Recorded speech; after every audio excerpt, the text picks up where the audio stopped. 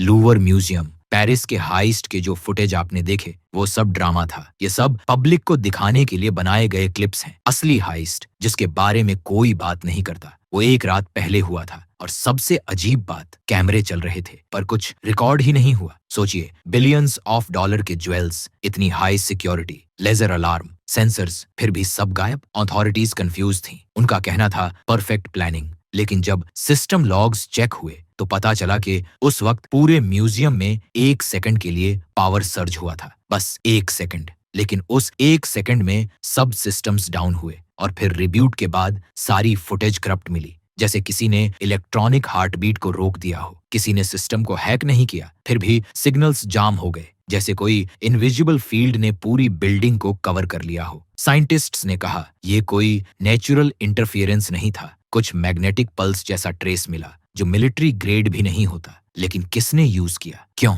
Museum के अंदर उस रात कुछ और हुआ था। डिस्प्ले केसेस गर्म थे, जैसे अभी अभी कोई वहां था, लेकिन सेंसर्स ने कुछ डिटेक्ट नहीं किया। सीसीटीवी के एक फ्रेम में सिर्फ एक ब्लर शेप नजर आई, जैसे धुंध में कोई चल रहा हो लेकिन इंसान न हो। अगले सेकंड वीडियो करप्ट हो गई। नेक्स्ट मॉर्निंग जब म्यूजियम खुला, सब वहां खाली था। गार्ड्स ने कहा हवा अलग थी, जैसे किसी ने वैक्यूम क्रिएट कर दिया हो। सिर्फ एक अजीब सी वाइब्रेशन थी हवा में और एक हल्की सी मेटालिक स्मेल। मीडिया ने उस दिन सिंपल स्टोरी दी, डेयरिंग ह्यूमन हाइस्ट। लेकिन जो असली फाइल्स अथॉरिटीज के पास गईं, उनमें कुछ और ही रिकॉर्ड था। एक मोमेंट, एक फ्लैश, एक पल्स और फिर कुछ भी नहीं। क्या ये हाइस्ट इंसानों का काम था या किसी और टेक्नोलॉजी, किसी और डायमेंशन का सिग्नल? ये राज आज तक खुला नहीं और शायद कभी खुलेगा भी नहीं।